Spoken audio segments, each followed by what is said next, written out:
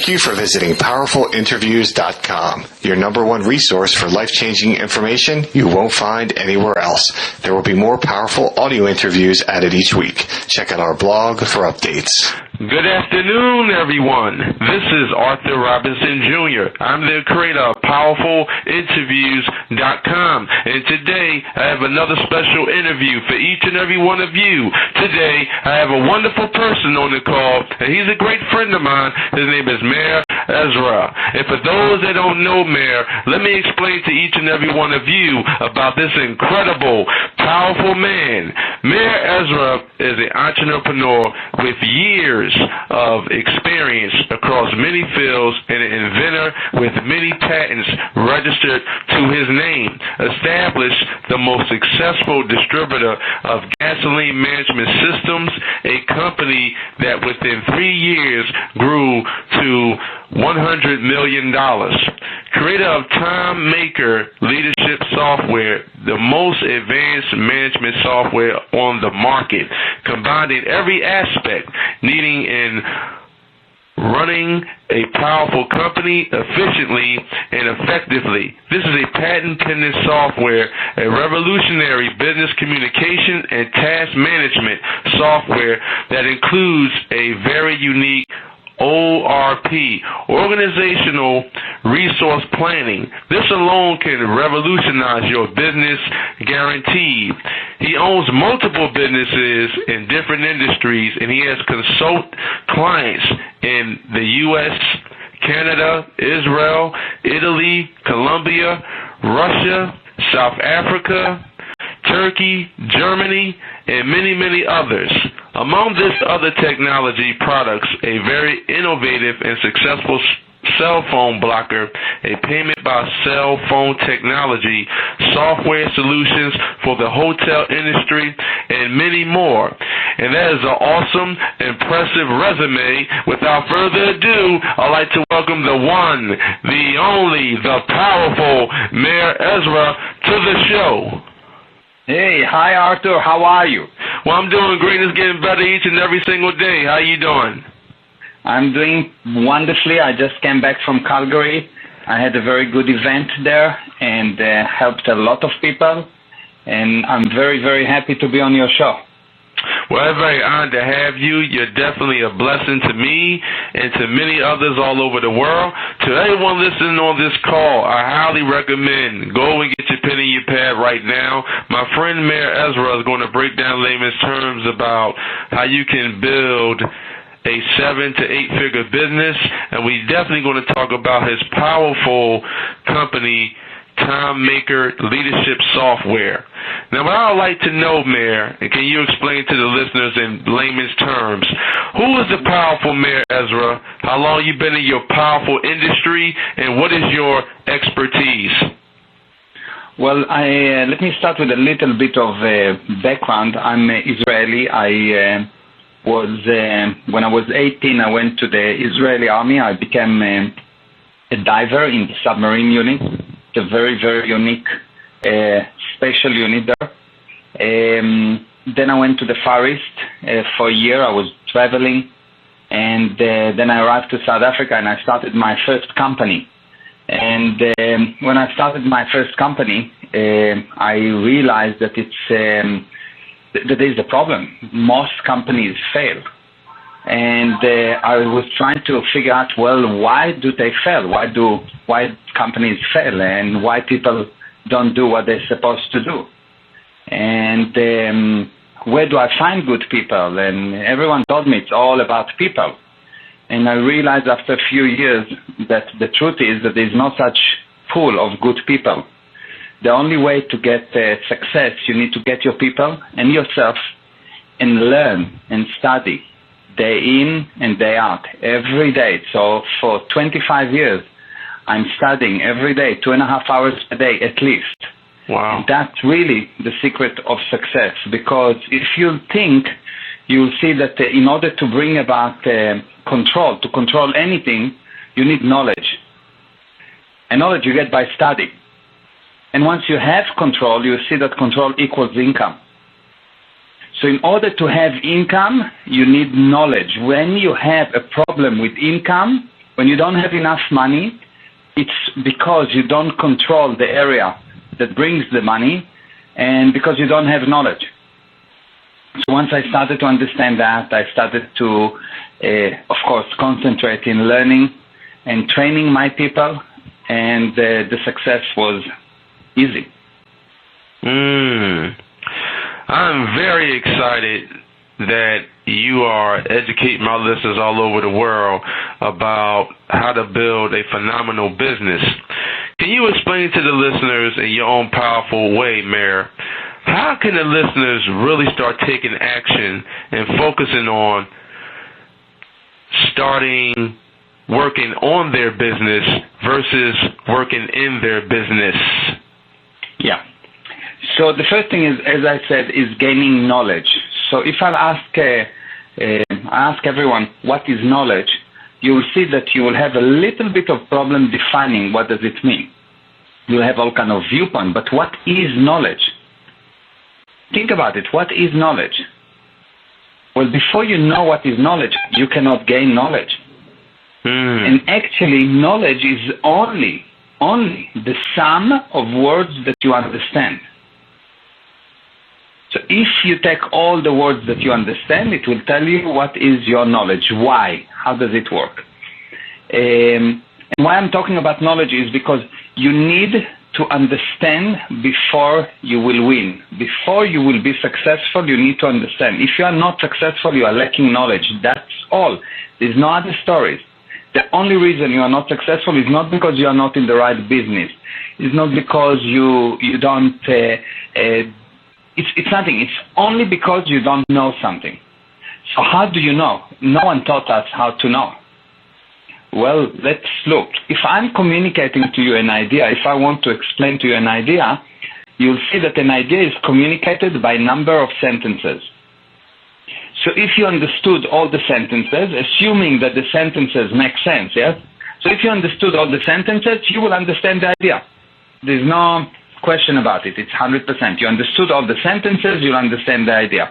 If you do not understand an idea, it means that you did not understand one or more sentence. Well, good. So all you need to do in order to understand any idea in the world is just to understand the sentences. And there is no ideas that is too complex. So what is sentences composed of? Sentences are composed of words and symbols.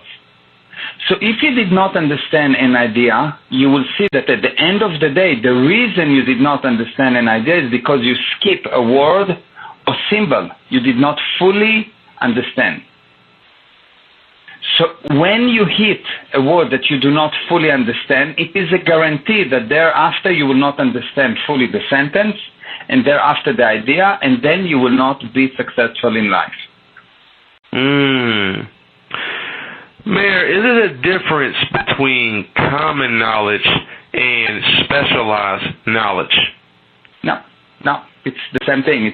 I can give you the simplest sentence, which is supposed to be common knowledge, yes? I'll give you a sentence. It's very, very simple, and you'll see that because this sentence includes one word you do not understand, you will not understand the whole sentence. Here is the sentence. It was found that when the crepuscule arrived, the children were quiet, and when it was not there, they were much more alive. You have no idea what I said. Is that correct? That's correct. Because the word crepuscule is misunderstood.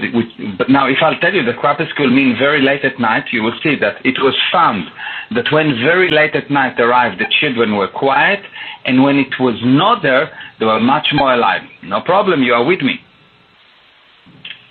Can you see that, yes? Yes. So when you go past a misunderstood word, you will not get the sentence, and then you will not get the idea, and you will become weak. You will think that you are unable. You think that you're just not good in that area, and it's not.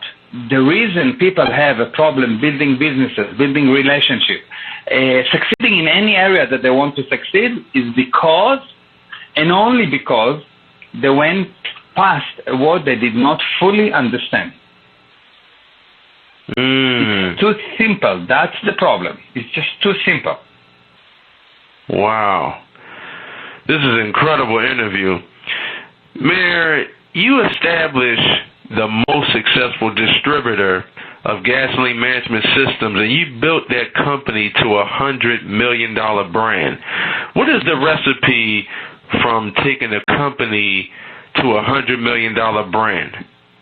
Okay, good. So there's a proper way to build a company. And so there's one correct way to do anything and infinite incorrect ways to do things. In order to build a company, you have to understand that there is a blueprint, a correct way, a map on how to build it. So every company in the universe, without exception, is composed of 7 divisions. If you know those divisions, if you know the blueprint, you can then take yourself, grow to 3 people, and then from 3 people, grow to 30, and then 300, and then 3,000, and then 3 billion. But you need a map. And what people missing when they go and build a company is they're missing the map. And because of that, once they start to build the company, they never grow. They never grow. They are so busy in the noise that they themselves create. They're so busy handling things that have nothing to do with success, but look to them very, very important. And because of that, you need a map. And this map is something that we have and we teach. And we basically, this is what I'm doing in the seminars that I'm doing. We have something that's called the perfect business model. And with this perfect business model, what happens is people will come, we'll teach them that model, and we'll tell them, look, if you do that, if you do what I'm asking you to do, and you apply this model, and if you are not successful, don't pay me, I will pay you. I'm so sure that you will be successful. Wow, that's a big promise. Yeah, because it works always. It always works. Now, I've seen a powerful video, and you was breaking down in layman's terms about, you was educating the audience in regards to, you said money you have, but money you don't make. And you said the government is constantly printing money. Can you explain that to the listeners so they fully understand that powerful concept? Yes, so let's look at about the word money, what money means. Money, most of the people will give you all kind of definition, but in reality, money is an idea backed by confidence. You have an idea, if you create confidence, people will give you money. So in order to create money, all you have to do really is to create confidence around your product. So you have something that you want to sell, and you see that you take one car and people sell it at $30,000 and another car at $230,000. What's the difference? The difference is not so much in the cost of making the car. The difference is the confidence that the people have in that idea of the car. So when you create confidence, you will have money. So the only job that a marketing division should have is a job of creating confidence. So once you create confidence, you simply have money. Money is coming to you. Don't make the money. If you try to make the money, you will never have money because you try to make the wrong thing.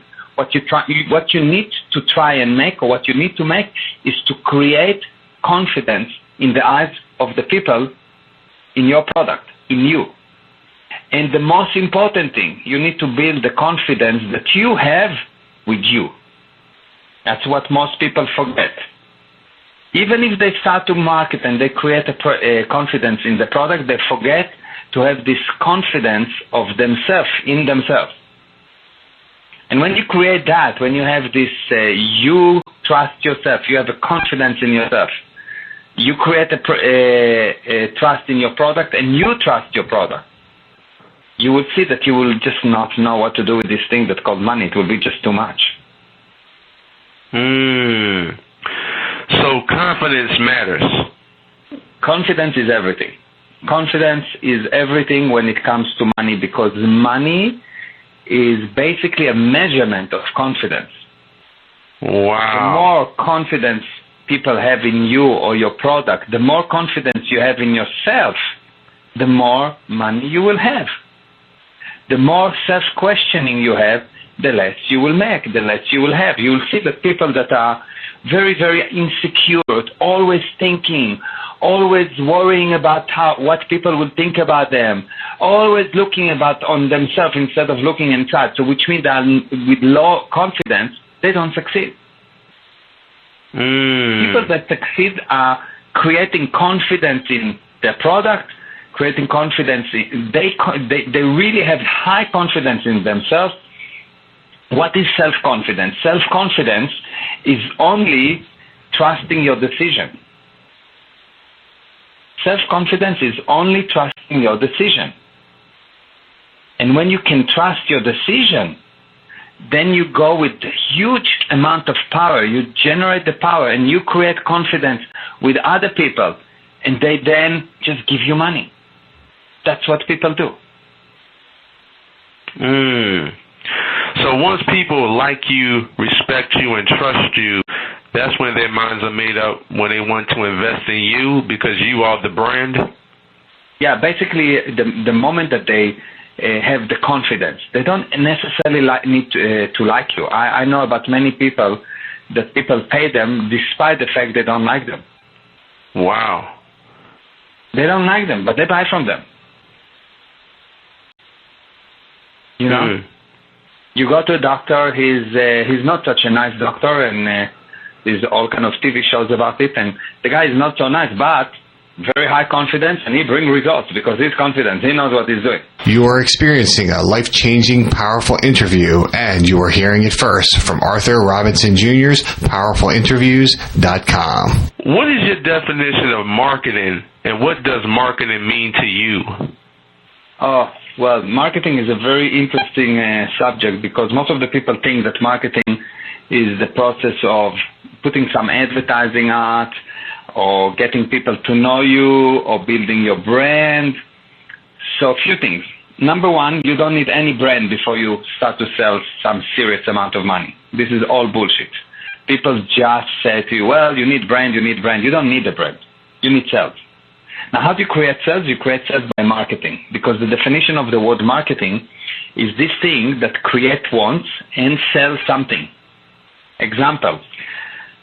So when you have good marketing, you don't need good salespeople. Because when you apply good marketing, for example, Apple have a very good marketing, so you go and you get iPhone. You don't need a salesperson to sell it to you. The job of the salesperson is to help you with the upsell. They will sell you the minute.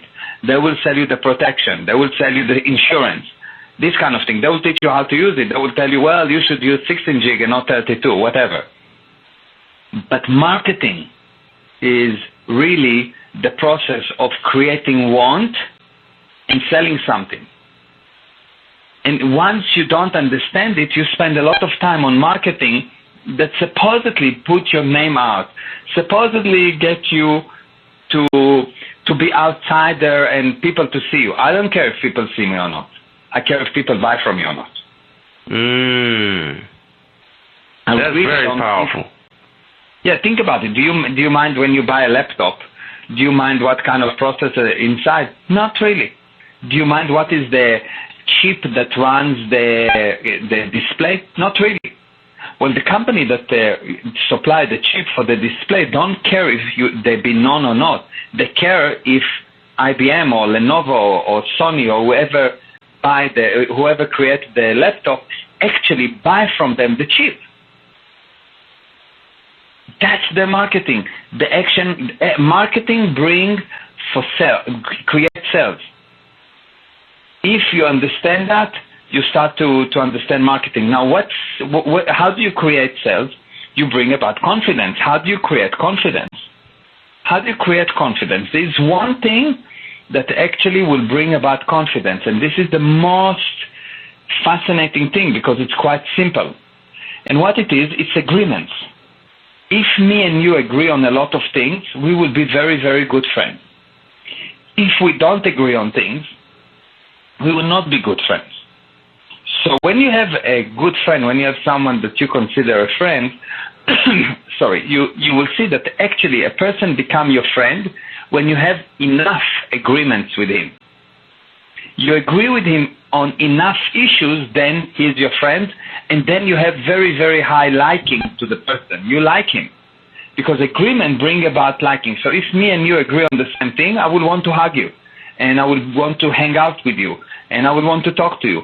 But if we don't agree on the same thing, you like meat and I don't eat meat. I just cannot stand meat. You like to smoke cigars and I don't like to smoke cigars, etc., etc. If we have enough things that we don't agree with, we will not like each other and we will not be together.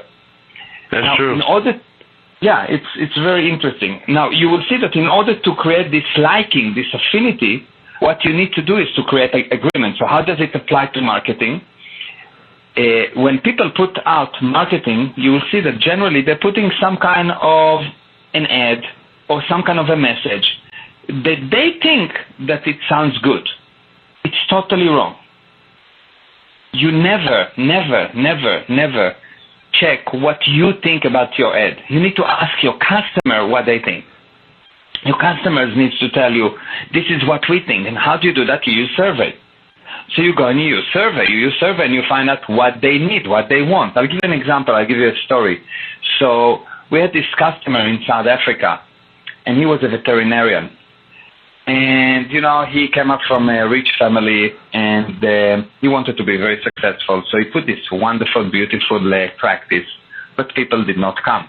So he started to put marketing out, and he put ads in the paper, and he put radio advertising, and nothing worked.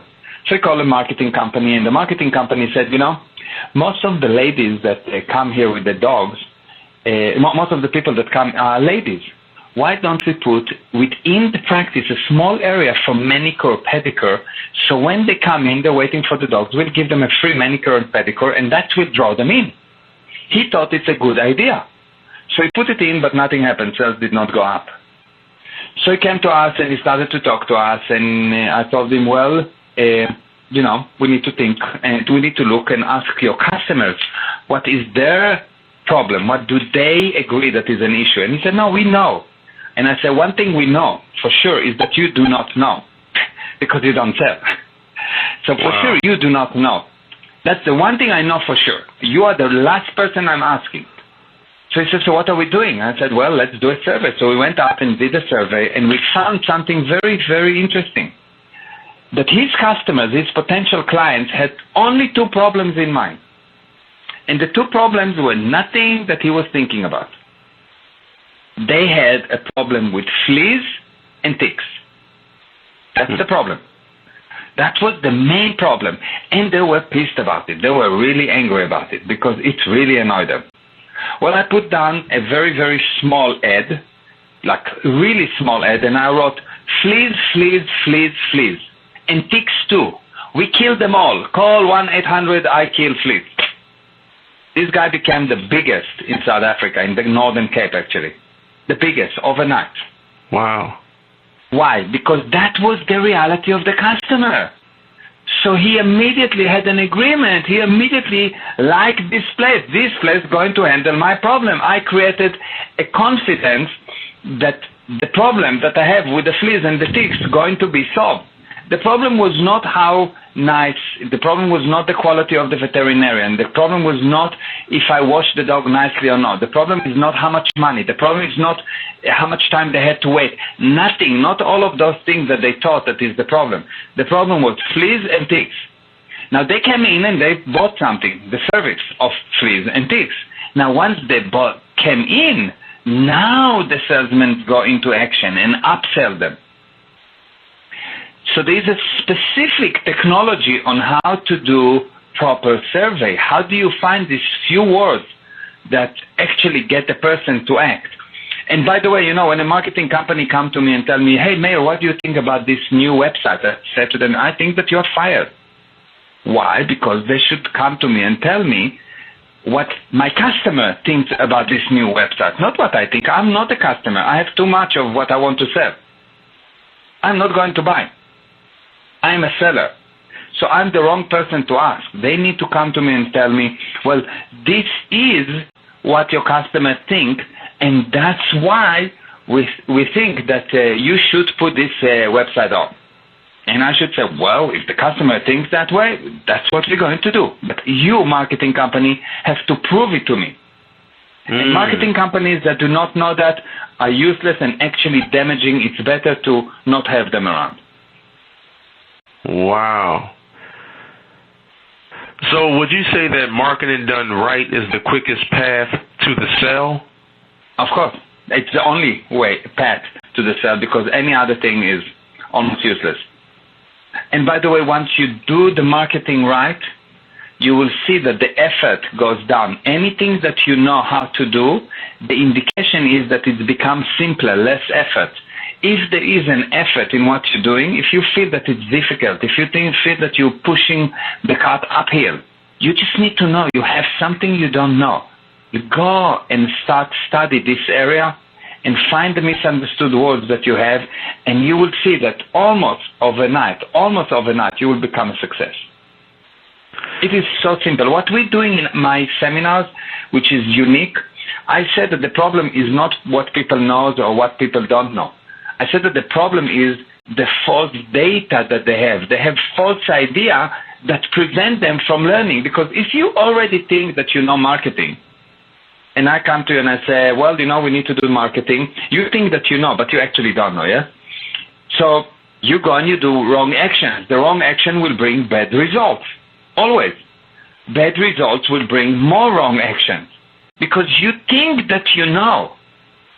Now, if you will have that as a stable datum in your life, if you will have, this is a red light, if I did not succeed in an area, I am doing something wrong. It's never someone else. It's never the environment. It's never anything else. It's you. Once you'll understand that it's you and it's no one else, never, you will be able to start improving. Meir, I appreciate you coming on my show today and breaking down these powerful strategies that the listeners can implement. Now, you speak all over the world, and you are a powerful speaker. And I've seen another powerful video, and you was breaking down layman's terms, and you was talking direct into the camera. You was talking about purpose is the fuel for the spirit. What exactly does that mean? Well, okay, good. So let's look at the word purpose. What purpose means? You see that people have a lot of confusion. They think that goal, purpose, mission, target is all one thing. But it's not. It's totally different. Many years ago, when I was in the army, in the Israeli army, one of the first things they did, they threw us in a forest. And they took a small unit of trained people, and they put us in this huge forest, and it was very dark, and they told us to walk to the mountain. Now, we couldn't see the mountain, and we started to walk, and we walked, and after about 4 or 5 hours, we realized that we're walking in circles. We didn't go anywhere. So it was quite fascinating because you have a lot of very able people, very trained soldiers that cannot go from point A to point B because point B has not been defined. There is no real point where you want to arrive to. The moment that they gave us an indication of where the mountain is, they put some kind of a beacon that we could see. It took us nothing. It was no effort, and we could get to that mountain. It was very simple. Now, this thing got me to think, and very quickly I started to think, I started to learn, and I've learned about an idea that's called the cycle of action. What is a cycle of action? A cycle of action is start, change, and stop. The show started, something changed, and it will stop. A person born, he grows, and he dies. So there is a cycle of action. Start, change, stop. Start, change, stop. That's a cycle of action. And you'll see that many people can start, many people can change, many people can stop, but very few can start, change, and stop. And I started to look at that, and very quickly I learned that parallel to start, change, and stop, you have be, do, and have. You have a beingness. For example, you are a manager, let's say. You have a doingness. You manage the people, and what you have is a successful company. Now, the difference between a robot and a person is that a robot just do all the time. He does things without understanding. A person wants to achieve something, he then figures out what he needs to do, and then he becomes. So I'll give it to you again. You first have to define what you want to achieve, then you will know what to do, and then you'll become. But if I tell you what to do all the time, I'm turning you into a robot. Now, most of the people, most of the time, never define this, what they want to achieve. And because they never define what they want to achieve, they act like robots. Day in and day out, they simply do things. And the more they do, the more they have to do, the less they achieve. And unbeknown to them, they become robots. So what you need to do, the first thing a person needs to do is to define his mountain. What exactly he wants to achieve, what exactly he wants to have. Then he needs to find out what he needs to do, and then he will become. And if you don't sit down and write it down in that order, what you will have a situation where you will be a business owner, let's say, and you'll do a lot of things, but you will never achieve anything. Because you did not define where you want to be in the future. What is this thing that you want to have at the future? What is the end result? Once you define your end result, it will be very obvious what needs to be done. And once you know what needs to be done and you do it, you will become.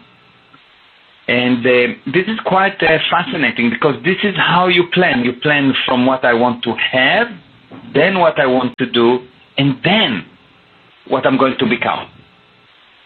And this thing, you start to look at that and you see that, for example, let's take Microsoft.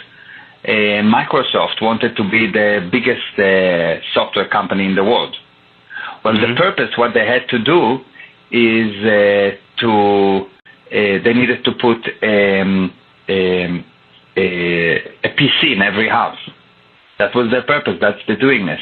And the havingness, what they will have, the end result will be that people purchase from them the operating system, the software. So you see, it's really interesting that the purpose was a PC in every house, with the result of that people purchased the systems. And so they became the biggest company, the biggest software company in the whole world. Very interesting.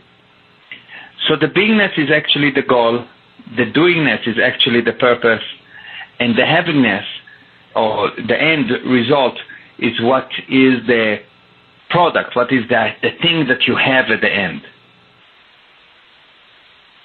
Wow. You mentioned the power of the cycle of action. So would you say that communication equals wealth? I would say that communication equals wealth, and the reason people don't have wealth is quite interesting in the fact that they don't communicate properly. But why people don't communicate? There's only one reason why people don't communicate, and it will be probably quite difficult for most people to accept at the beginning. But it is correct. People are basically good. People are basically good. I can prove that, because when you do something bad, you hide it. You don't go out and say, hey, I just stole $50. You hide it. And then when you do something bad, you also kill yourself. You really find out immediately. When you did something bad, you know it's bad, and you kill yourself. You don't feel good about it. You feel really bad about it immediately, automatically. Now, if people were basically bad, every time that they would do something bad, they would go, yes, we achieved our purpose. But not. When they do something bad, they say, oh no, I hate it. So I know for sure that people are basically good. Now, because people are basically good, when they find that they commit a sin, when they find that they do something bad, they don't want to communicate. They want to hide it. Now, every time they're hiding it, they block the communication. So they put blocks around them from people because they don't want to see that. They don't want that people will see what they've done.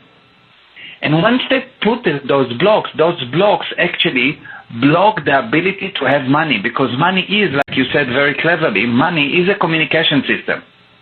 And then once you start to do bad things, you block your ability to communicate and you block your ability to have money.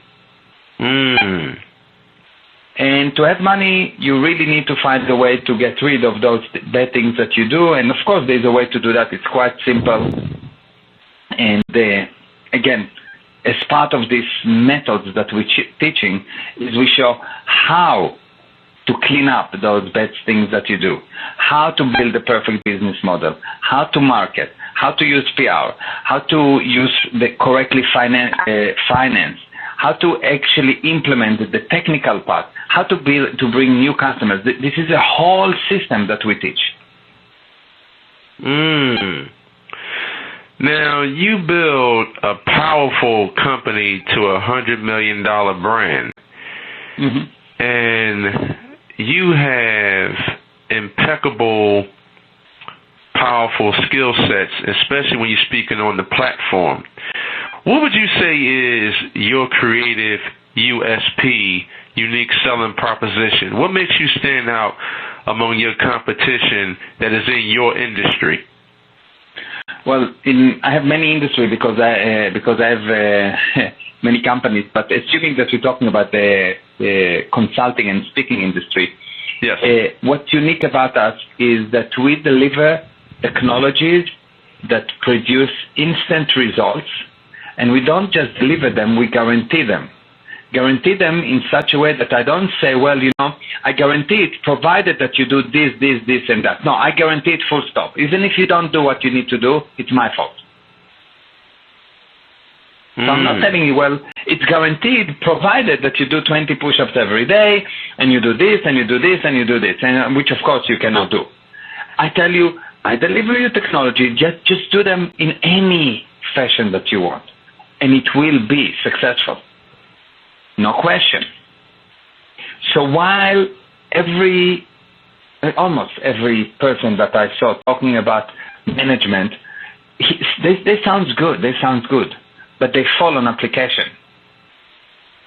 The application is what's so strong in our side. When you implement what I'm telling you to implement, the results are overnight. I'll give you an example. I went to a company, the flooring company.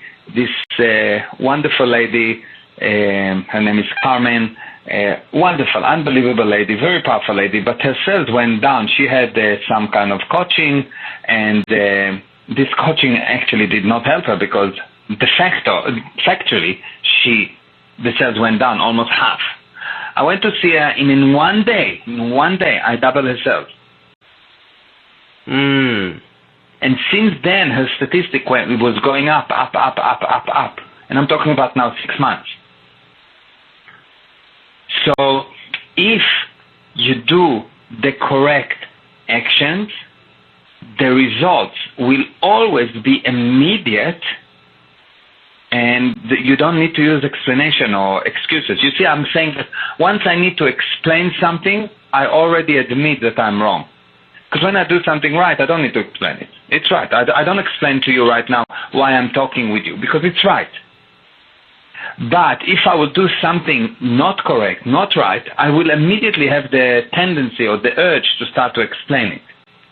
So the moment that a person needs to start explaining why something went wrong or why it's not wrong, he is admitting that he's not responsible. He is admitting that he doesn't know. He is admitting that he's not in control.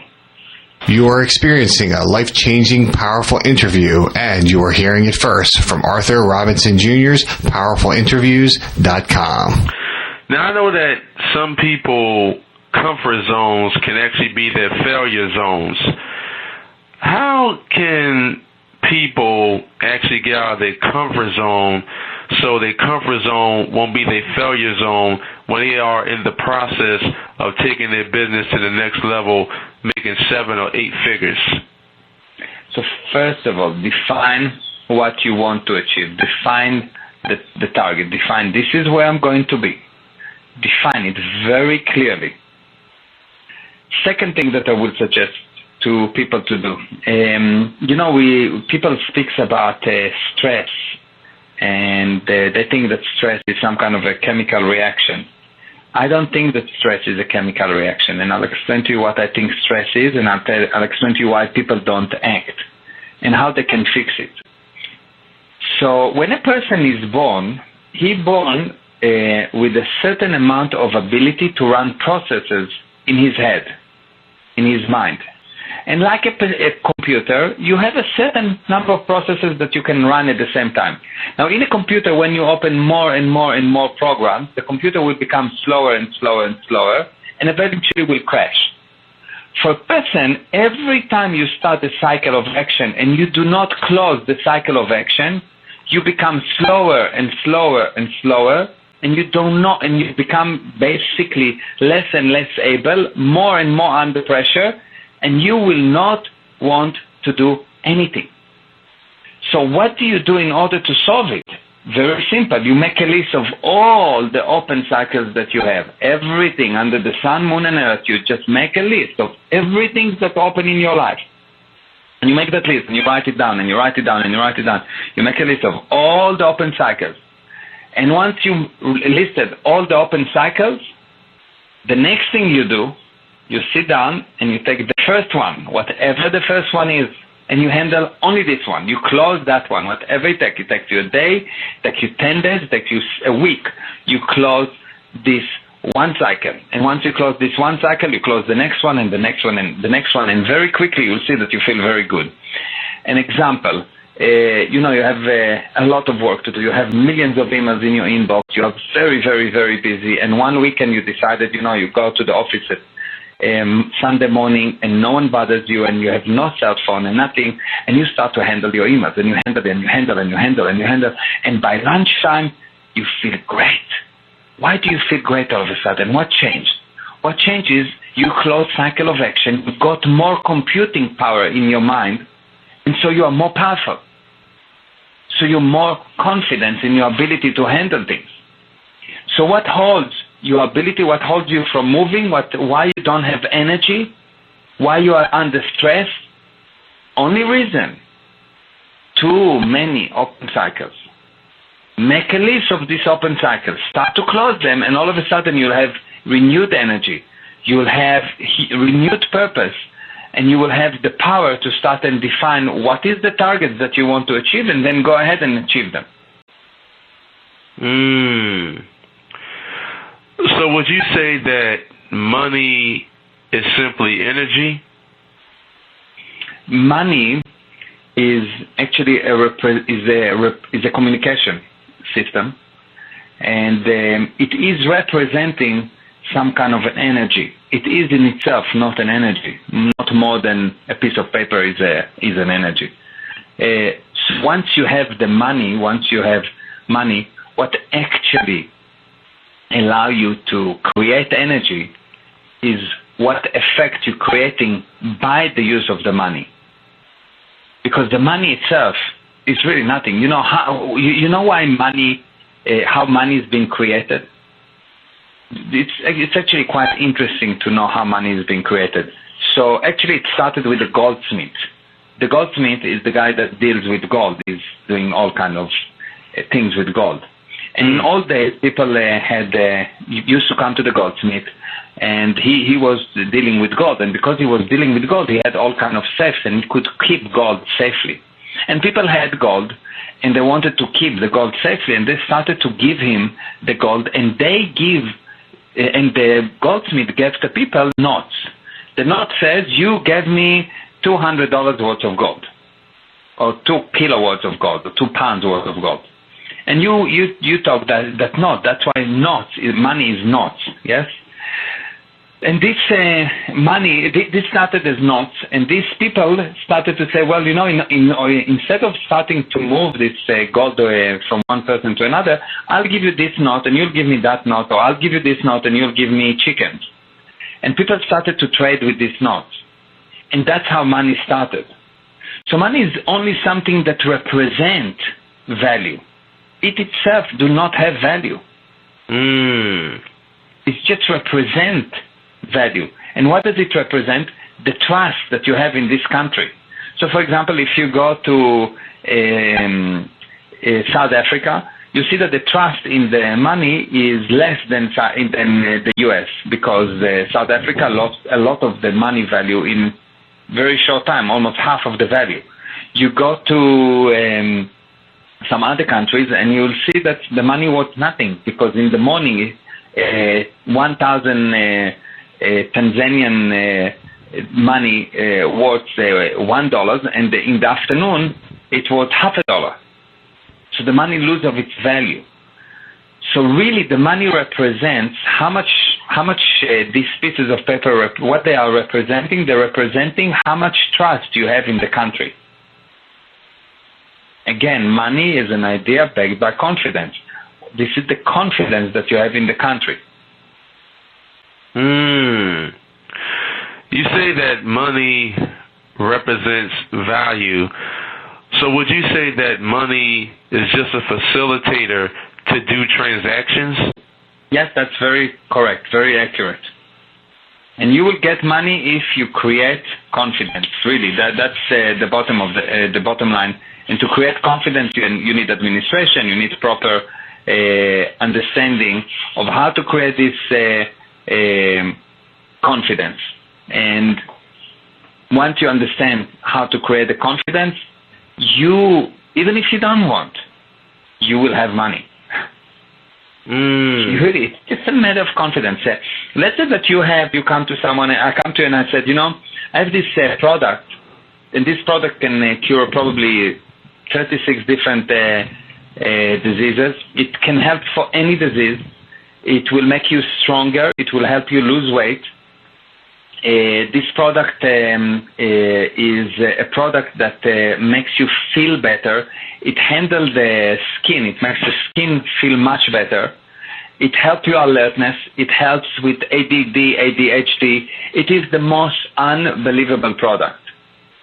And this product, I have only a few of those, and I'm willing to sell it for you. And I tell you that only today, generally this product, I'm selling it much more. One bottle of this thing, I'm selling much more. But usually I sell it at $1,000 because it's such an amazing product that I bring from Israel, from a very, very special place in Israel. Only in one place, there's a small place. And usually this product, a bottle costs $1,000, but today I sell it at $500. Will you buy it? Yes. Good. This product is water. Wow. Now, what did I do? Why did you say yes? Because I created this confidence that this, and everything I told you is true. I used this confidence. I created a confidence with you that, well, this is something I can use. This is something really good. I really want to lose weight, and I want to look younger, and I want my skin to be better, and I what? And then $500 to handle all of these diseases, and it will help with any disease? Fine, I'll buy it.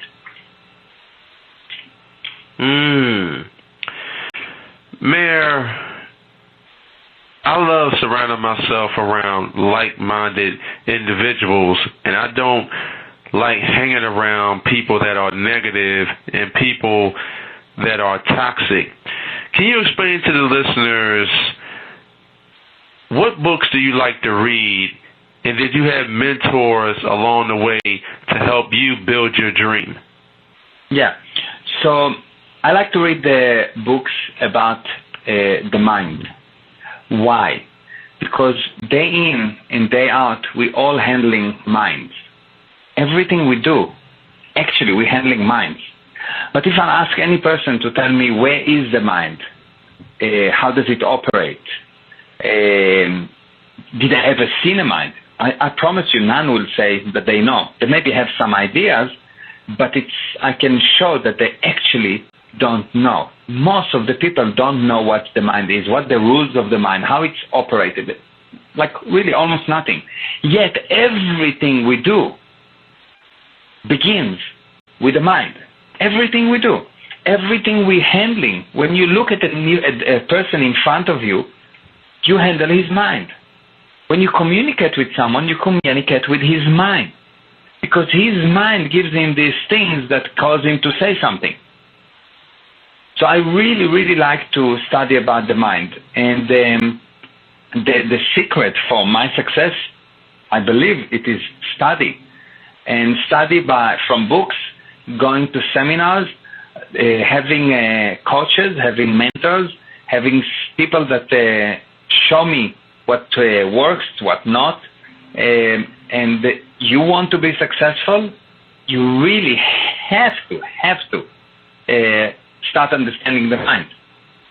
Because everything that you have got, everything that you deal with has to do with the mind. The mind is handled, you are handled. The mind is not handled, you have only problems.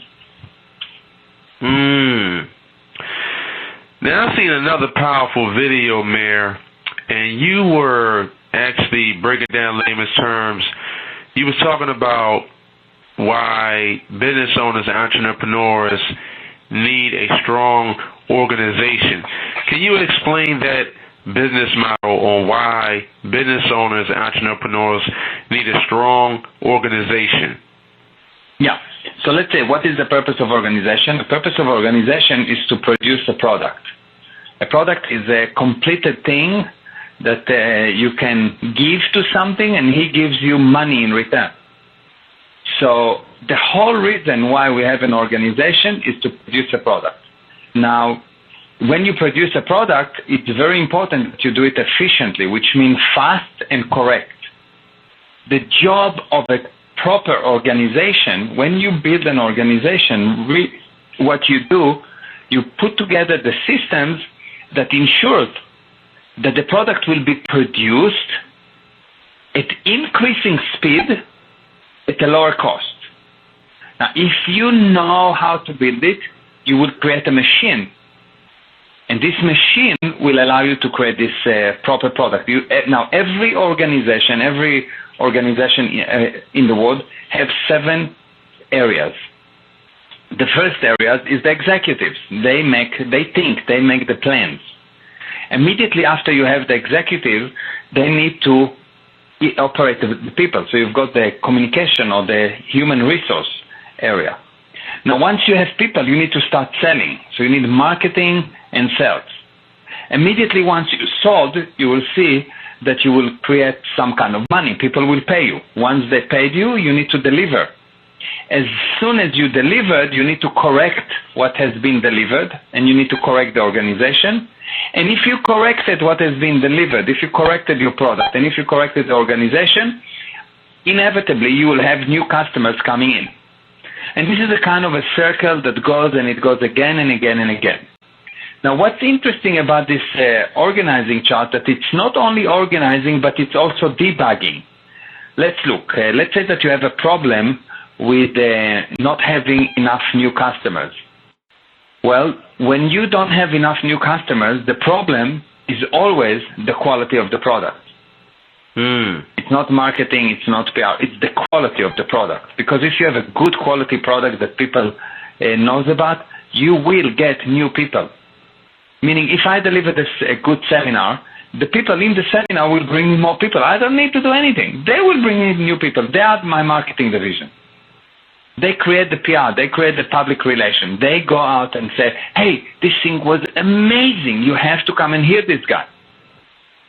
Now, in order for me to be good, I need to be corrected.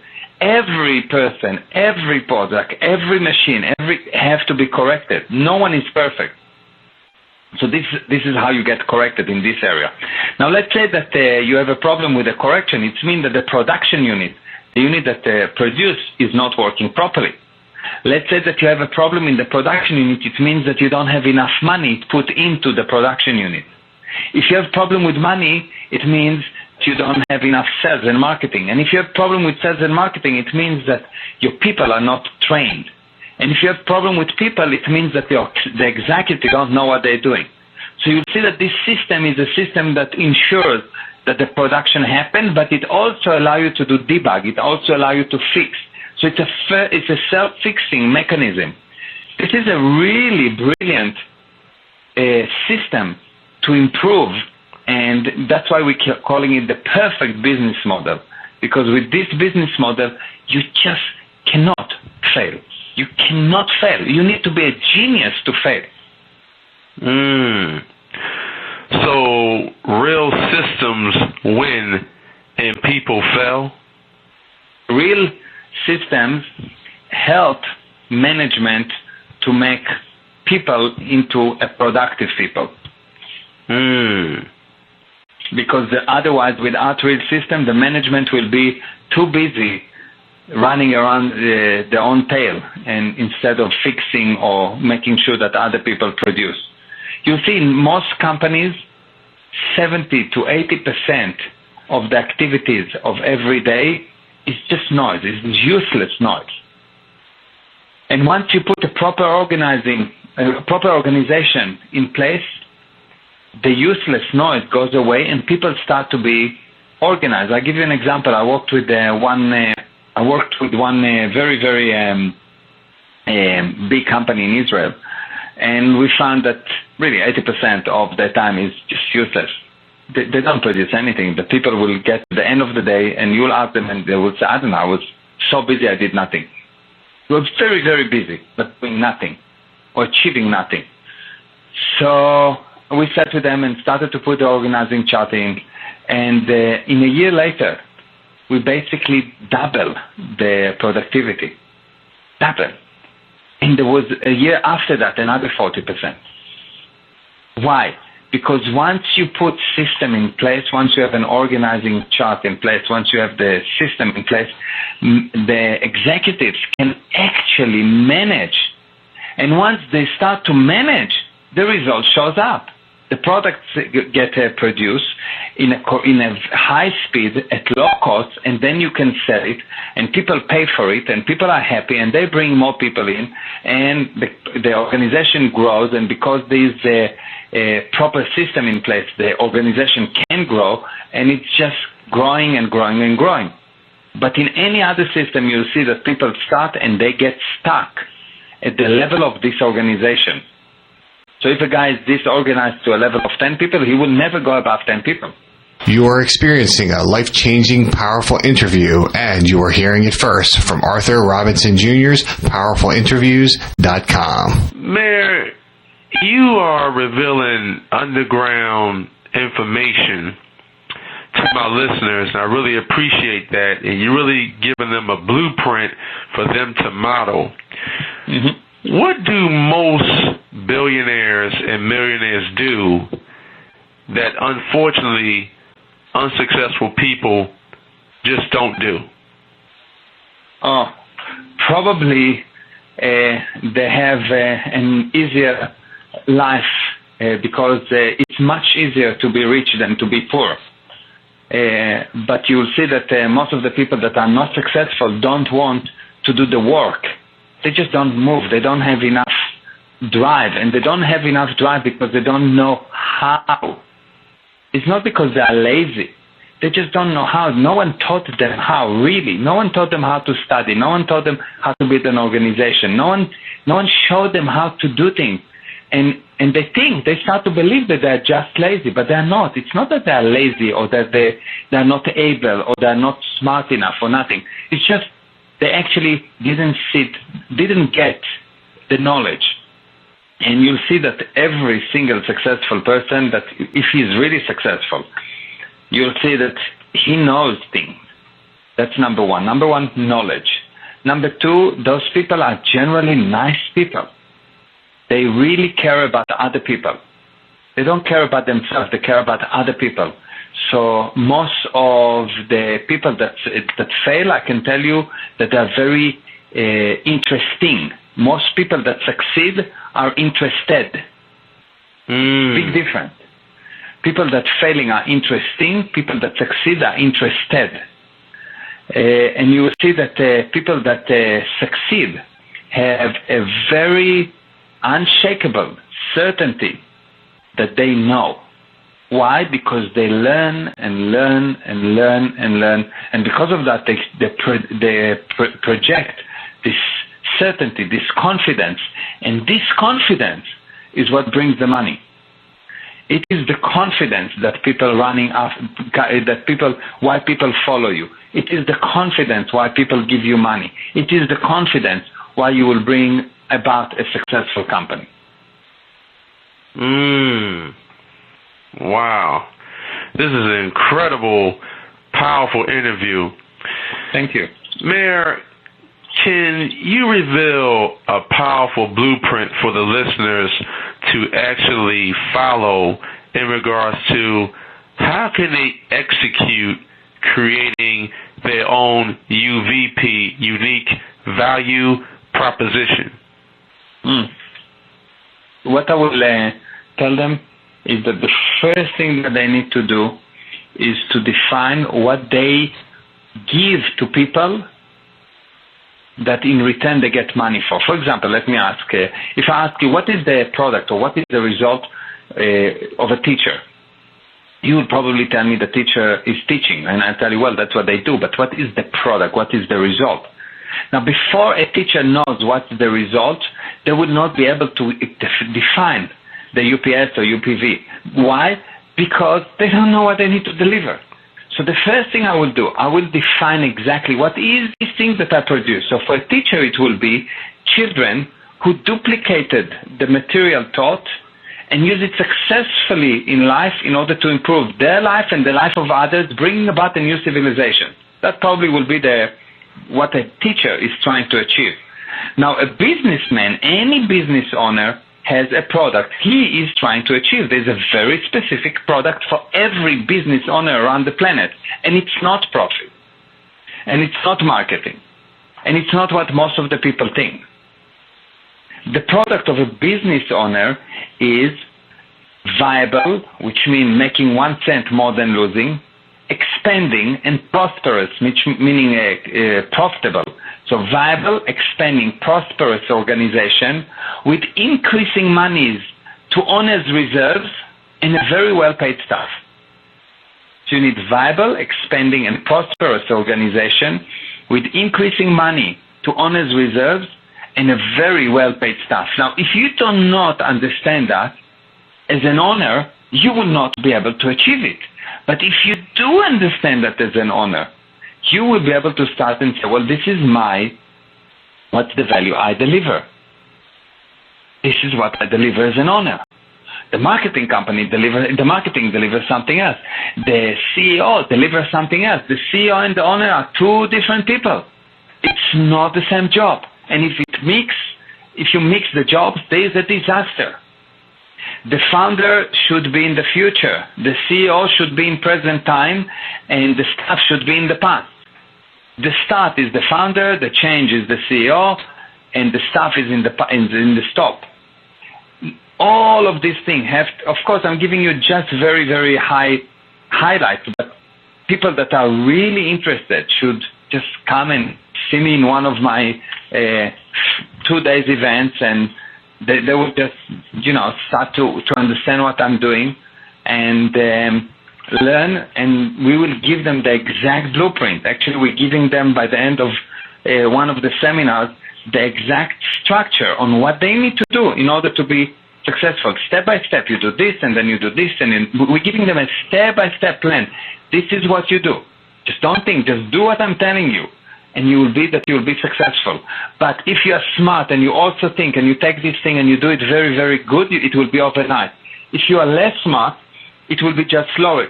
But everyone can succeed without exception. It's not important your level of education. It's not important how much money you have. Nothing. Just do the steps and you will be successful. No question.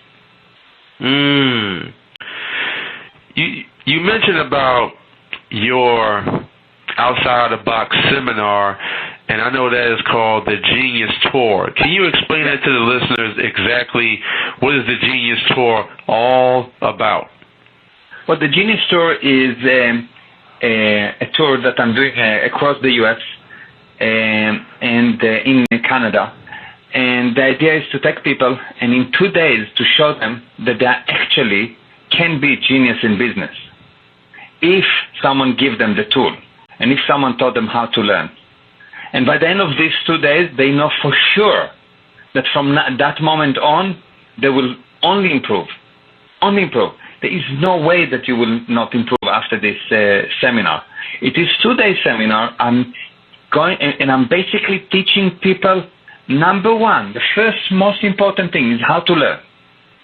Number two is what is the key principle in order to establish a business or to grow a business or to take a business from wherever it is to the next level. And I have people that are just one person in a business, and I'm showing them how to move to 3. I have in those seminars people that are 3 people, and I show them how to move to 30. And I have major corporations that are coming to see me, and it's an unbelievable seminar because it strips all the false data that you have in regards to business, and it's quite it's not easy. Don't think that it's a seminar that you sit down and smoke cigars. No, it's quite difficult. You start to look and you say, wow, I didn't know that, and I thought that it's like that. And you really need to handle and to deal with yourself and with your inner beliefs, because all of a sudden you see that what you thought that is right is actually not right. And then you start to succeed. Wow. Meir, actually, people can go to the geniustour.com and they can see my website. Oh, it's a phenomenal website. To everyone listening on this call, I highly recommend get involved with Meir Ezra. He broke down layman's terms about money, and that is extremely important in regards to you have to know the blueprint on how you can increase your sales and how to build a phenomenal organization. Meir is giving you a blueprint, step-by-step blueprint for you to excel and for you and your organization to do extremely well. Meir, can you explain to the listeners, what do you like to do for fun? What I like to do for fun. So first of all, I love kite surfing. I do a lot of kite surfing. I like. I really love this sport. I like the gym. I go a lot to the gym. I like riding very, very fast motorcycles. But I mostly, more than anything else, I like my wife and my kids. I'm married for 26 years. I have 3 kids. Wow. And I met my wife at the army, Israeli army. So you know how old I am now. You look young. Thank you. I was 18 when I met her, and she stayed young and beautiful, and I somehow became just more wise, probably. Wow. She's amazing. She's really amazing. I love my wife unconditionally. Marriage is a beautiful blessing. Marriage is a very, very beautiful blessing. Just people need to know that marriage gets created. It's not love, and marriage is something that you create. And the problem with love is that it's very, very, very close to hate. So if you don't nurture it and create it every day, you actually need to create it. You need to do something that it will grow. And if it does not grow, it goes back. And once it starts to go down, it's very quickly turns into hate. You never seen someone that hate like people that loved each other before. Brothers will hate each other more than the biggest enemies. Why? Because they had big love, and then there's a big hate. There is never big hate with a person on the street that tells you something wrong, because you don't have anything to him. But if you love this person, then the hate can be very, very big. So it's extremely important to ensure that you create the love and create it every day. You've been married for a long, long time. So can you explain to the listeners, and we have married couples that is actually on the show today, what is the recipe in regards to a successful marriage versus people that get married and all of a sudden, a couple of years later, they get divorced? Number one, most important thing, don't hide anything. Don't hide. The moment that you start to hide, you start to die. So, it goes like that. Me and my wife, let's say, I'll give you an example. So let's say I met my wife. So, I met her. So just by meeting her, I communicate with her. And because I communicate with her, she have more agreement with me. And because she has more agreement with me, she likes me more. And I communicate with her more about things that she agrees, and she likes me more. So she tells me that she likes jazz music, and I say, I like jazz music. So we both like jazz music, so we go together to jazz concerts. So we communicate more about it, and it grows, and it grows, and it grows. And one day we decided to marry. And we married now, and we have this unbelievable amount of affinity, and we love each other, and wonderful. And then I do something that I cannot tell her. The moment that I do something that I cannot tell her, the reality, the agreement goes down. Immediately when I will come home, I will not communicate with her as much. And I will find something that I don't like, and I will think, she is a brunette, and I think that I actually like blondes. But it's small things, and the next day I do something else that I cannot tell her. So when I come home, I don't like the way that she talks to me. So we don't talk anymore, we fight. And the next day I do something else that is not right. So the affinity drops really low, and I don't want to talk to her. And it goes down and down and down and down, and in the end, the affinity is so low that I have to leave her.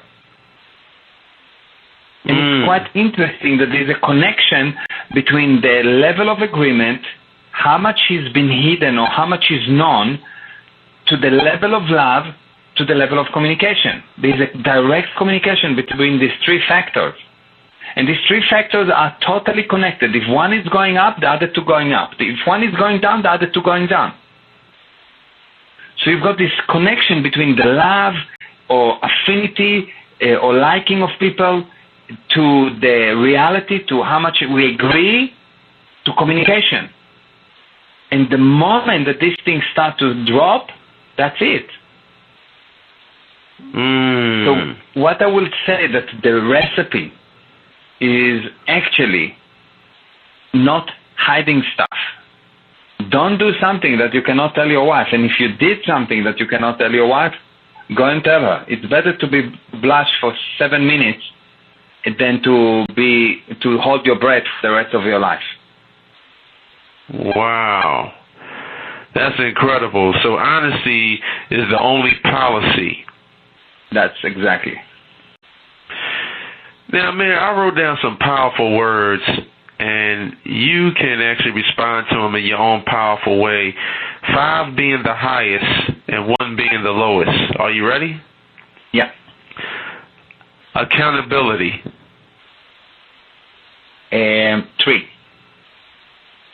Marketing. 5. Communication. 10. Value. 5. Family. 10. Love. 5. Perseverance. 10.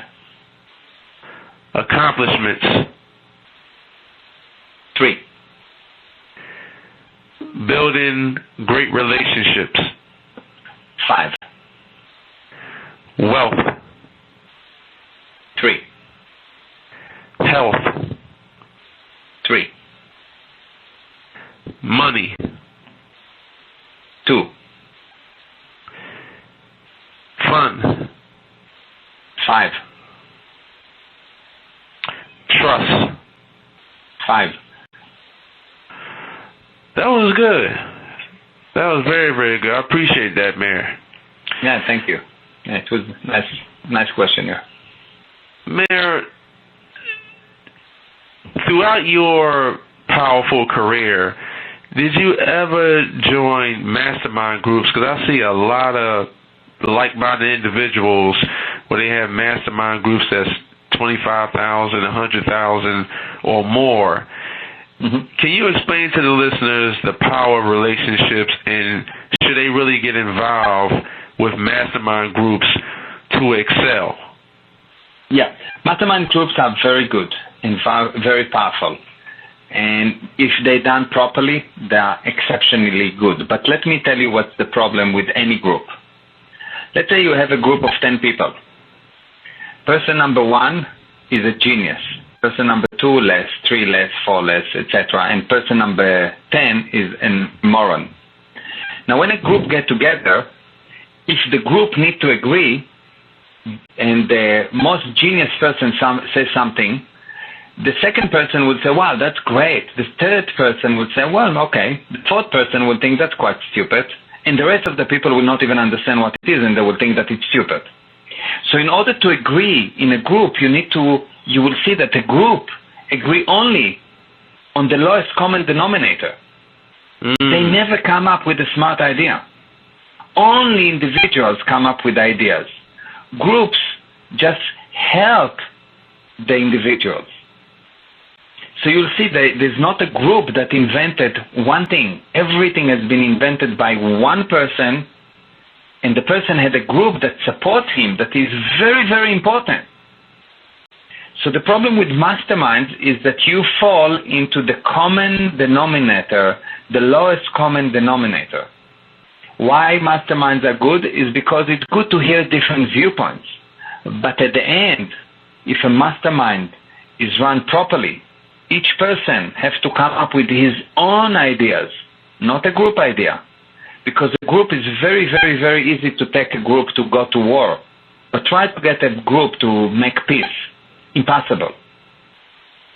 Because groups agree only on a middle ground, which means the very, very clever and the very, very stupid are not heard, which is not good. Wow. Meir, you have direct focus and direct vision. What would you say to the listeners that is listening on this show today? How can they really get clear on powerful focus? Because I always say, if you have no focus, you have no purpose. Mm-hmm. How can they really start focusing and harnessing their skill sets within their business? Really, in order to focus, you need to close cycles of actions. So you don't have your attention scattered all over the place. And number 2, ensure that you and your people understand every single word you see. And the small words are even worse than the big words. Like, for example, if I ask you the word of, and I tell you what is the following means, viewpoint of dimension. If you don't know the definition of the word of, you don't know what I'm talking about. And it sounds to you very complex. Well, actually, it's the definition of the word space. Space is viewpoint of dimension, and the word of means with. So you've got a viewpoint, it's you, and you're looking at dimension point, which is the corners of the room, and you have space. So it's really, really important to understand the small word, the at, and, if, or. All of these small words are the words that actually create the biggest confusion. So get, number 1, close cycles of action. Number 2, make sure you don't go past any words you do not fully understand. And clearly define what you're trying to have, what is the product that you try to achieve. Not what you try to do, not what you try to be, what you try to have. If you do that, you will see the sky is definitely not the limit. You are experiencing a life-changing, powerful interview, and you are hearing it first from Arthur Robinson Jr.'s PowerfulInterviews.com. You are a powerful man. You're a business owner. You are a husband and a father. and you speak all over the world, and you educate the masses about real strategies that can take themselves and their business and their self-esteem to the next level. Now, I know that successful people, they leverage their assets. It can come in the form of wealth, it can come in the form of knowledge, or it can come in the form of their connections. Can you explain to the listeners the power of connections, and should they really start to connect and start to learn from millionaires and billionaires and people like yourself that can really take themselves and their business to the next level? Yeah, I think that you are very correct and very accurate by saying that it's very, very important to connect. The smallest number in this universe is 2. This is the smallest number in this universe. There's no 1, there's no 0. If you look, there's black and white, good and bad, God and the devil.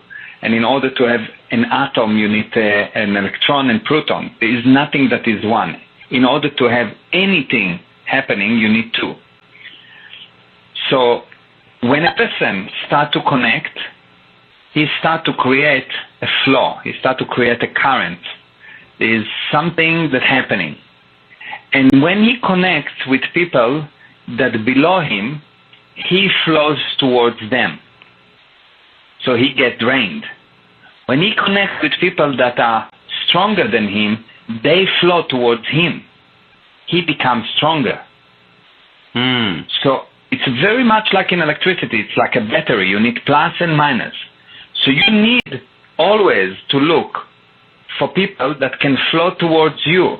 And you always have to find a way to flow towards them as well. But if you will not connect with people that are more powerful than you, more educated than you, if you will not make a conscious effort to find those people and to connect with them through seminars, through whatever, just find a way to connect with them. If you will not do that, you will see that you will get drained because you will flow to people that are lower than you. So it is exceptionally important to connect to connect generally and to connect to people that are bigger than you, stronger than you.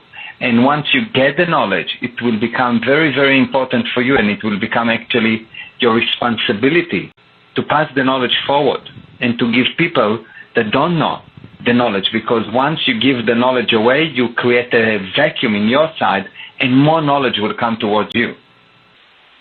So it's all a matter of energies, and if you understand energies, or if you understand just a normal battery, you will see that you need to be in a position where you receive by having people better than you around you, and you need to be in a condition of being able to give by having people that need you around you as well.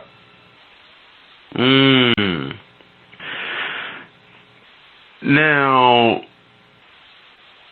you are actually revealing inside information that the people can actually follow and really take action on, and you really giving them simple action steps to take every day of their lives. Now, there's a lot of successful people all over the world, and unfortunately, it's unsuccessful people all over the world. And like you said, it's about the mindset that they are developing. And I know the strongest asset that each and everyone has is their brain. And the brain is a powerful instrument. Mm-hmm. You read books about the power of the mind and how the mind operates and how the mind develops. Mm-hmm. Why do people that own businesses, some of them just think so negative, and they become negative because they're looking at the negative news, and every time I turn on the news, you see rape, pillage, plunder, recession, depression. You get dumped with negativity. But what people should be putting into their mental garden is positivity, information from people who are doing well, information from people who are successful, information from people who are not dwelling on tragedy, but more on success. So when you're revealing good, productive information to business owners and they are negative, why is it that they develop those negative triggers in their mind when you are really giving them good, productive information that they can take action on right now? Well, you're asking a very good question, and you also had a very astute observation. When you look continuously and you watch the TV continuously and you hear the bad news, you will basically start to think bad. Why? Because internally you can think about a person, and a person have a good, let's say, a good lion inside him and a bad lion. And they fight. They always fight. And the question, of course, who is going to win? Well, the lion that will win will be the lion that you will feed. So if you watch bad news, if you continuously deal with the bad news, with lies, with deception, you feed the bad lion, and he will win, and you will be that bad lion. So your job is to make sure you're not feeding that lion. It's there. It's definitely there with each one of us. Our job is not to feed him. How we do that? We do that by dealing with things that are fun, by forcing ourselves to have fun, by looking at things and really thinking that how unserious things should be, and understanding that if you are becoming serious, you're dead. Because when serious come through the front window, success fly through the back door. When you become heavy, when you become worried, when you become unhappy, you basically decided to kill yourself with your own hands. And how you do that? You just stop smiling. By stop smiling, by looking at things and looking at them and thinking, oh, it is so bad, it is so bad, it is so bad, you're basically killing yourself. You see that successful people are happy people. And they didn't first become successful and then happy. No, the process is the opposite. They first become happy and then become successful. You see that when you're worried, you make mistakes. You see that when you worry, it doesn't help, and your chances of fixing things go down. You see that people that are worried or not happy are very slow. They're very heavy. They think they do things not because they're fun. They do things because that if they don't do them, they will be punished. You know, I have to wake up because I need to go to work, because if I will not go to work, I will not get paid. And if I will not get paid, then I will not have money to pay the mortgage. And if I will not get money to pay the mortgage, they will kick me out. And I don't want that, so I go to work. This is a very miserable viewpoint. Your viewpoint needs to be a happy viewpoint. I go to work because I enjoy it. Why I enjoy it? Because that's what I create, because that's what I decided. Even if I'm a janitor, I decided to be the best janitor there is, and I will be super happy. And guess what? If you'll be the happiest janitor in the world, you will be very successful. Money will come to you. People will like you. Good things will happen to you. It is very, very interesting. Meir, can you break down layman's terms, how can the listeners get connected to powerful income-producing assets? And do the rich invest in 401ks? Because I say some people 401ks is basically a joke, and they turn it into 101ks. Yeah. Well, you know, if I will be someone that wanted to invest, I will really connect to people that actually have a track record of success. And it's not important success in what. Because once you're successful in one thing, you'll be successful in other thing. Because success is a viewpoint. It's a way of life. It's being happy all the time, despite whatever happened. So if I was any one of these people, I would really get and find someone that they feel that can help them and gain the knowledge. Don't trust the person to do the work for you. Don't trust the person even to tell you what to do. You need to look in your own eyes. So let's say I'm teaching you something. What I expect from you is to ignore the fact that I'm successful, to not know who I am. I'm expecting from you to look at the data, evaluate the data for yourself, and decide if it's true for you or not. And if it's true for you, implement it. And if it's not true for you, please ignore it. You really have to develop the ability to look and decide for yourself, not based on who said that, but based on what was said. And if you will be able to do that, you'll see that you are a giant amongst men. But you need to develop this ability to look for yourself. Don't go and look for a specific investment strategy or no. Go and learn the principles so you can decide for yourself. Not, I'm the guru, I'm telling you what to do, and you're going to do that because I'm a guru. No. That's the lazy road, and it will always lead to a failure, or most of the time it will lead to a failure. The way to do it is like that. I'm going to listen, I will evaluate it in my own eyes, in my own ears, and I will make the decision. If it makes sense to me, if it's logical for me, then it's true. What's true for you is what you observed for yourself. And when you lost this ability to observe and to define what's true for you, you actually lost everything.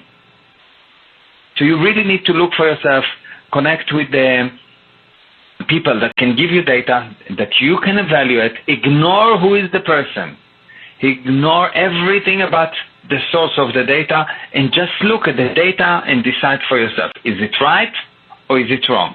If it's right, you have to implement.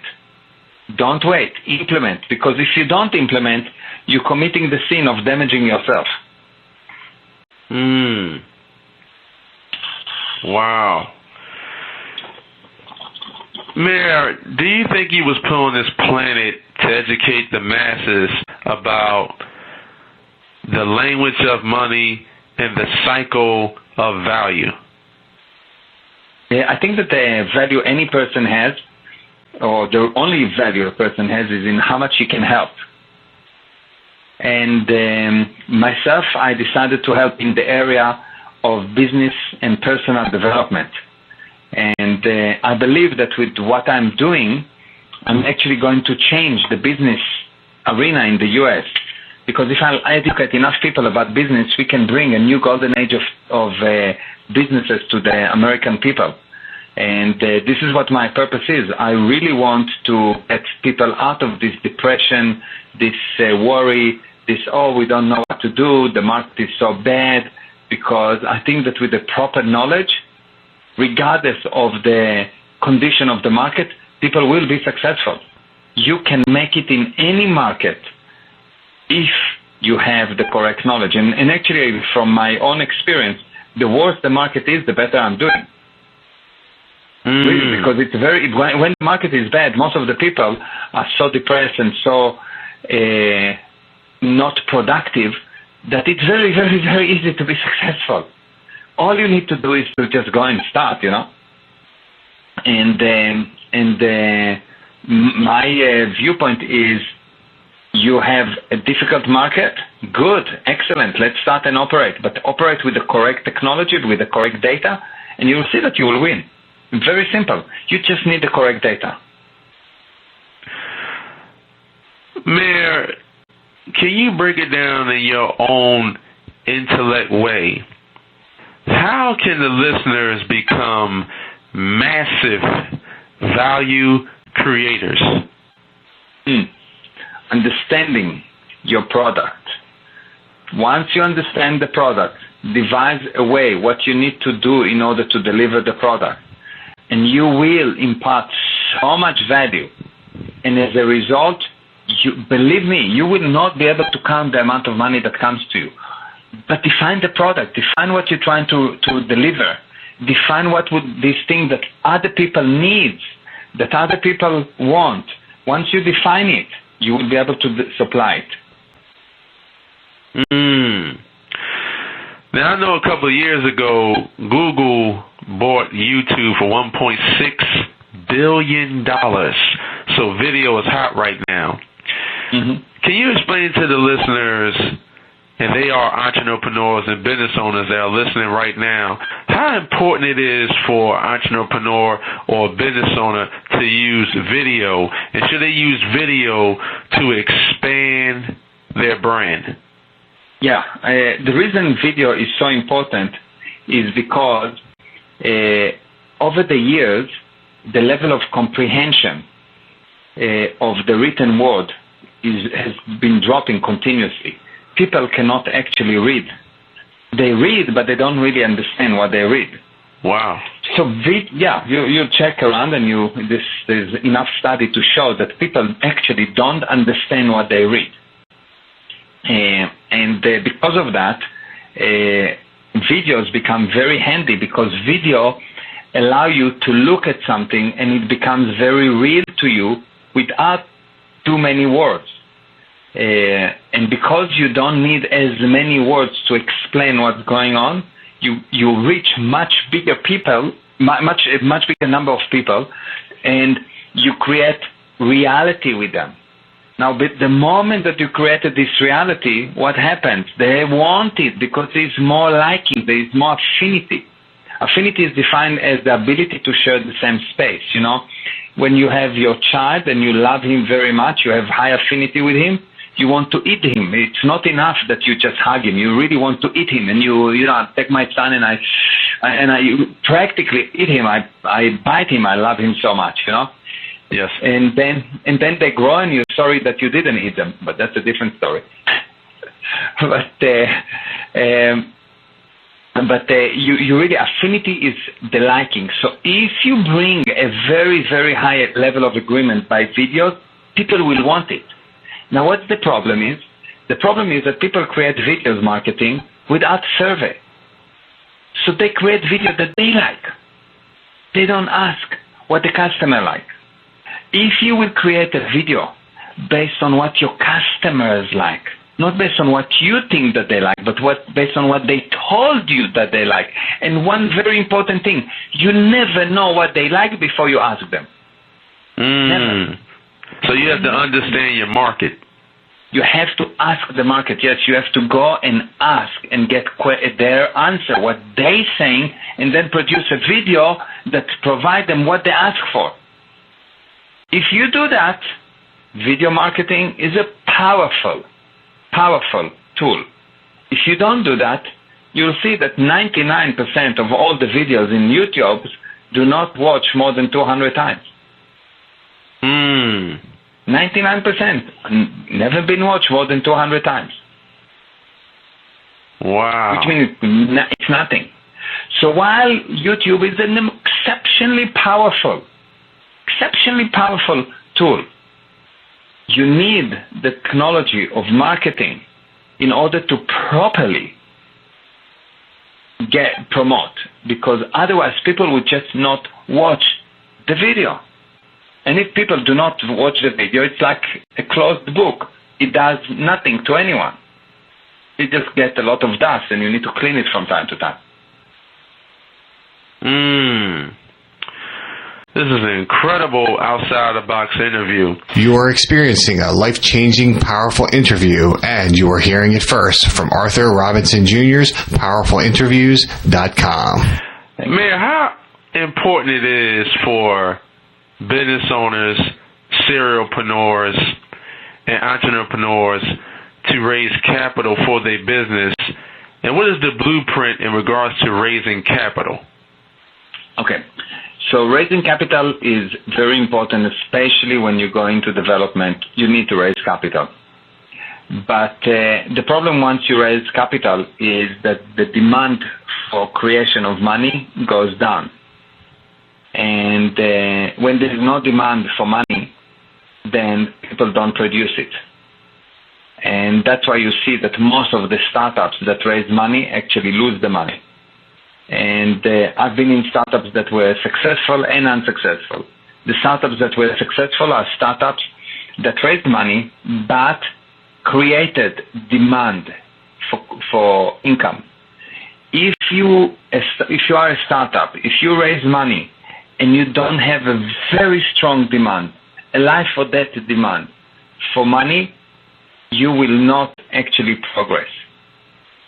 You will lose the money. It will all look to you very logical, but you will actually, at the end of the day, not be successful. To be successful, you need to raise money, but at the same time create a massive requirement for income. How do you do that? Sometimes you just don't have the product and it takes a year to produce it.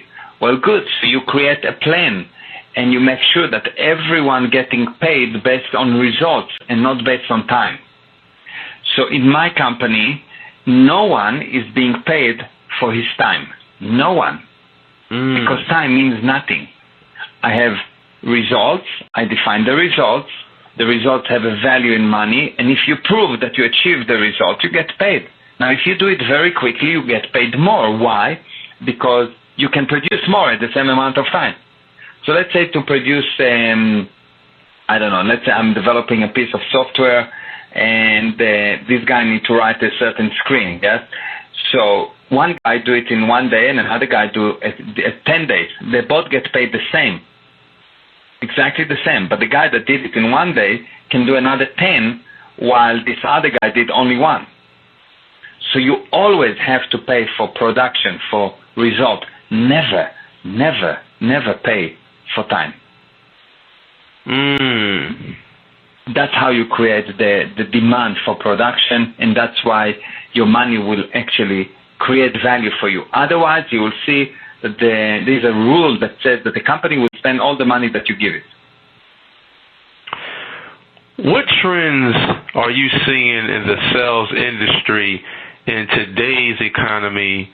And can you explain to the listeners so they really, really get it, what exactly is an IPO, initial public offering? An IPO is basically a process where you go and you sell part of your shares to the public, people that you don't know. You offer it very broadly, and the public gives you money. They buy shares. And the idea is that you will create value within your organization, which means you will create more products, people will pay you more money, and because of that, those shares that this public purchase, because you increase the value of the product, those shares will have more value. It is a very, very nice and easy way to raise money.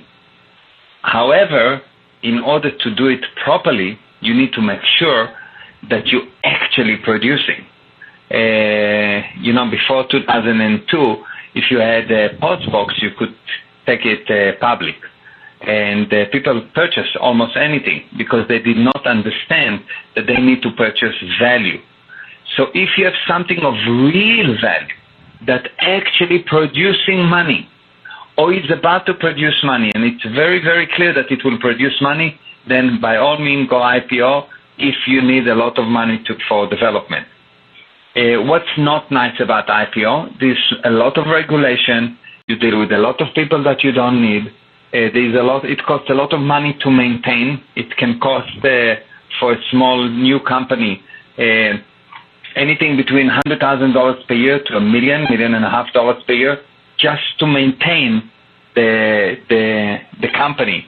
There's a lot of legal requirements and accounting requirements.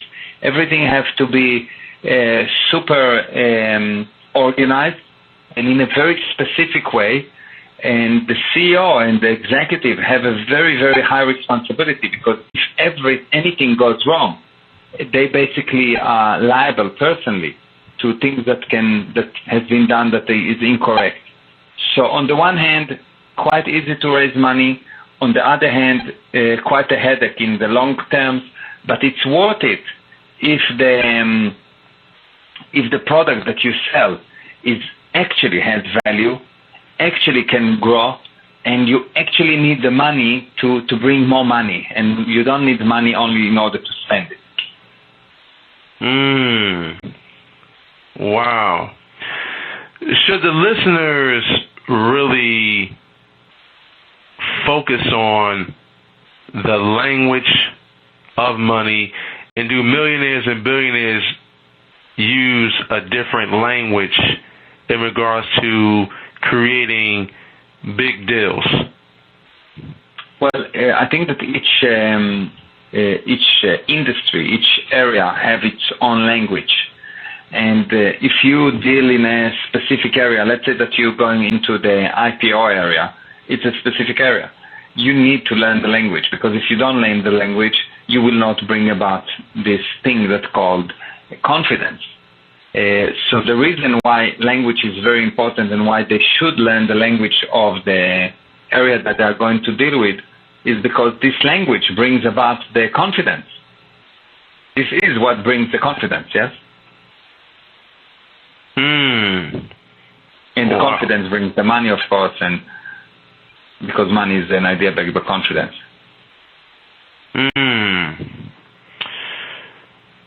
Meir, this has been an incredible interview, and I know that you are a genuine, and I know that you are an honest man. Thank you. Do you do any one-on-one coaching? Yeah, I do a lot of one-on-one coaching, for sure. I have different customers that I do one-on-one coaching with.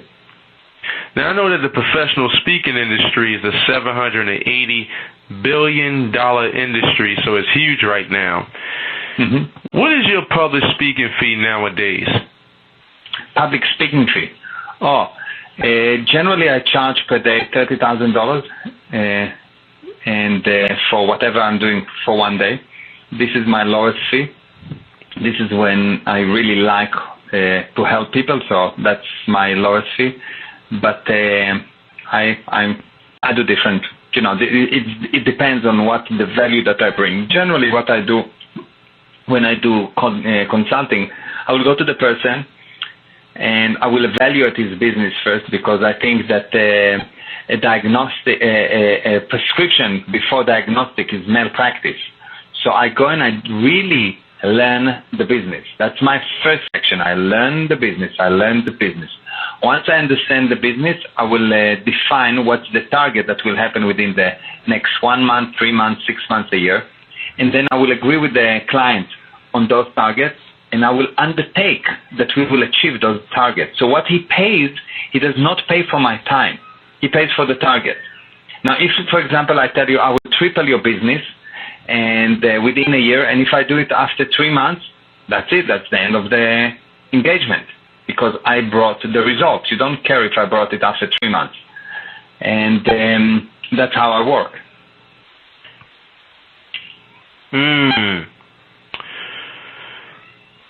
Man, this has been phenomenal, and you are a blessing from God. Do you have any last pearls of wisdom for the listeners? And can you explain to the listeners on how exactly where they can find you?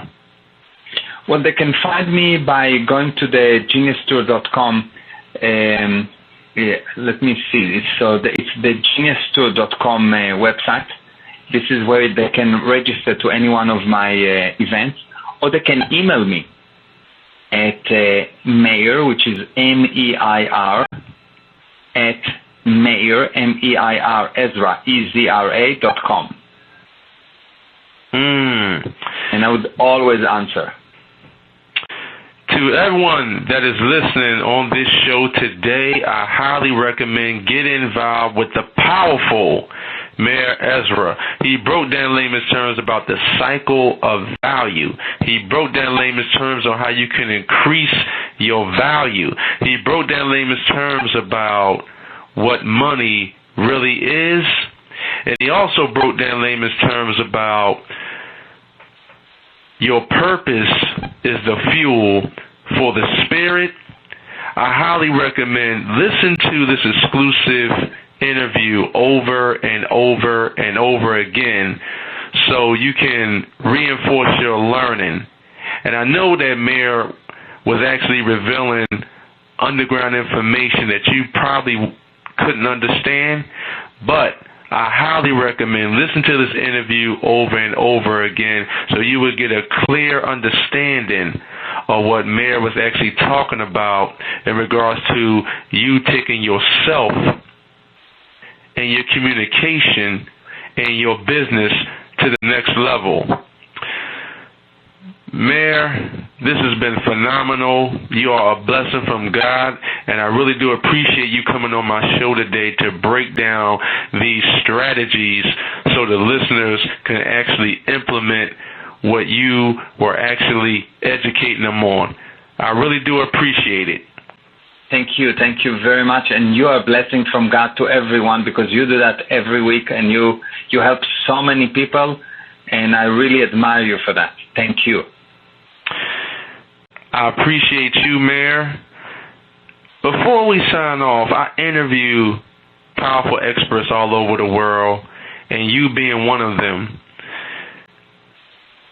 When it comes to the power of the mind, and I hear this all the time from successful people, and they say that when you interview millionaires and billionaires, you are connecting with them before you actually become a millionaire. Do you agree to that you have to connect with a millionaire or a billionaire before you actually become one? Well, I'll tell you from my own experience, I actually never connected to any millionaire before I became one. Wow. I came up from a very poor family and never met a millionaire in my life, and I became one.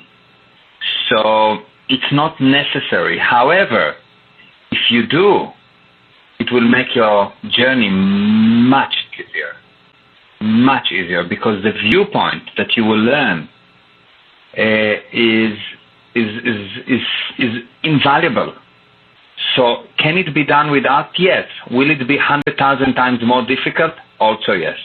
So the answer is if you can connect to someone that has been successful and can show you the way and can give you the blueprint, you will shorten the time. If you are 50 and you want to be a millionaire, you don't have time to now go and start making all the mistakes of 15 years old or 20 years old.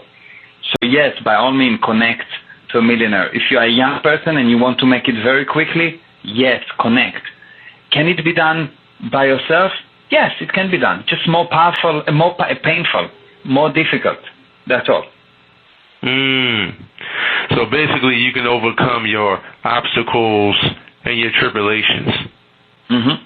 You can, because the mind is a very powerful tool, and probably the most confused area of life is the area of what is the spirit, what is the mind, what is the body, what is the brain, what's the job of each one of those, and this is a whole subject by itself. But I can tell you for sure that if you ask your listeners right now to write down the difference between the mind and the spirit and the brain, and they will think that more or less it's one of the same, and they will not be able to tell you where it is, what's the job of each one of them, or what is the rules by which it operates, what is the laws by which the mind operates or the spirit operates. They will be able to tell you many, many laws about the physical universe, but nothing about the mind, nothing about the spirit. And if the spirit is the boss, and if we're using the mind, and the mind is so powerful, how come we don't learn about the mind as the first thing? Because the mind or the spirit creates everything. So why we don't know much about it? You see that powerful people actually figured out the mind or learned about the mind, learned about the spirit, and know how to control their mind and the minds of others.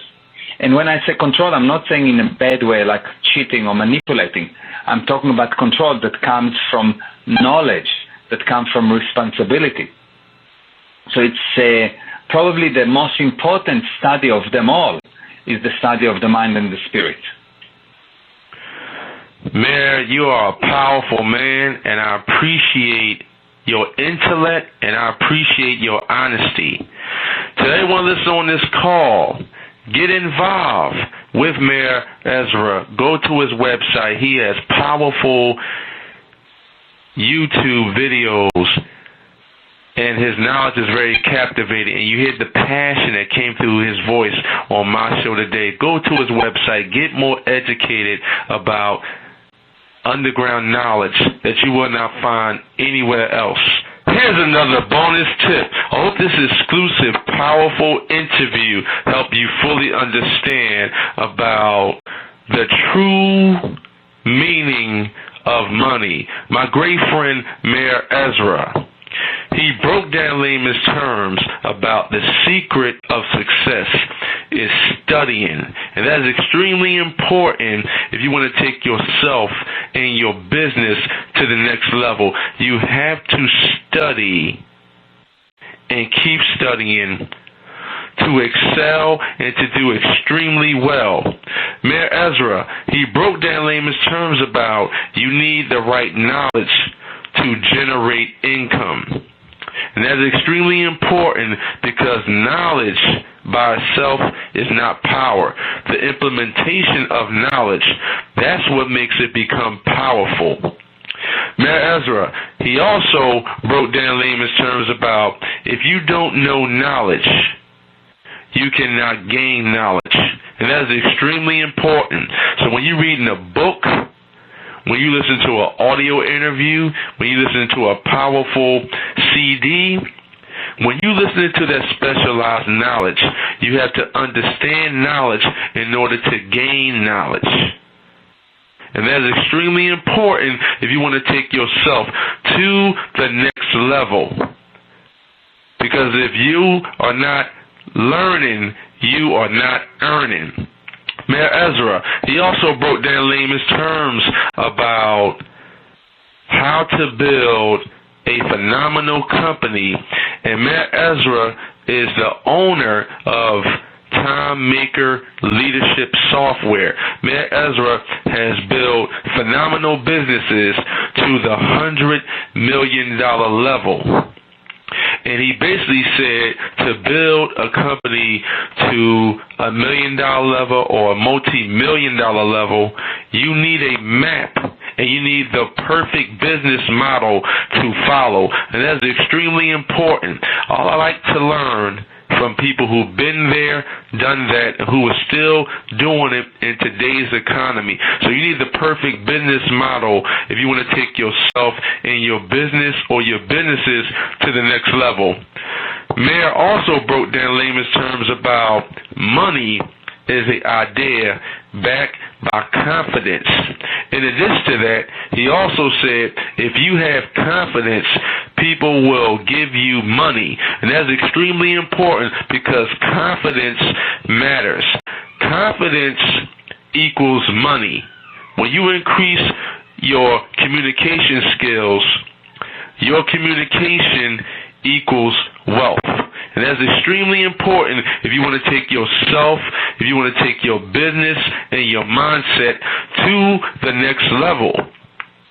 Meir also broke down layman's terms about, he basically said, you have to have confidence in yourself, and money is a measurement of confidence. I'm going to repeat that. Meir Ezra said, in layman's terms, you have to have confidence in yourself, and money is a measurement of confidence.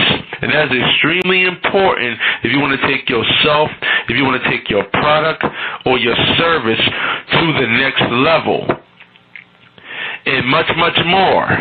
If you want to learn more about business, marketing, advertising, copywriting, investing in gold and silver, investing in real estate, or investing in IRAs, or how to live a healthier life, because prescription drugs and non-prescription drugs, they are the major causes of diseases, you can contact me directly at 215-490-2516.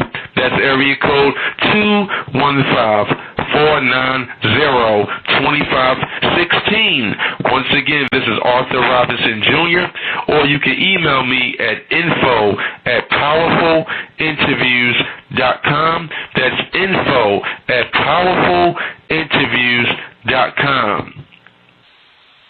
I highly recommend listen to this exclusive, powerful interview over and over and over again so it can reinforce your learning. My great friend, Meir Ezra, who generates $100 million a year from his phenomenal businesses. Meir was breaking down layman's terms, inside secrets on the true meaning of value and the true meaning of money. My great friend Meir Ezra will be coming back on my show soon. So I will inform you and send you an email on when my great friend Meir Ezra will be back on my show, and he's going to get more in depth about taking yourself and your business to the next level by having the perfect business model. So in closing, I'm going to say this. Do what you love and love what you do. In addition to that, remember, the strongest asset that each and every one of you has is your brain. And what you think about and what you take action on, that will become your reality, and your mentality creates your reality.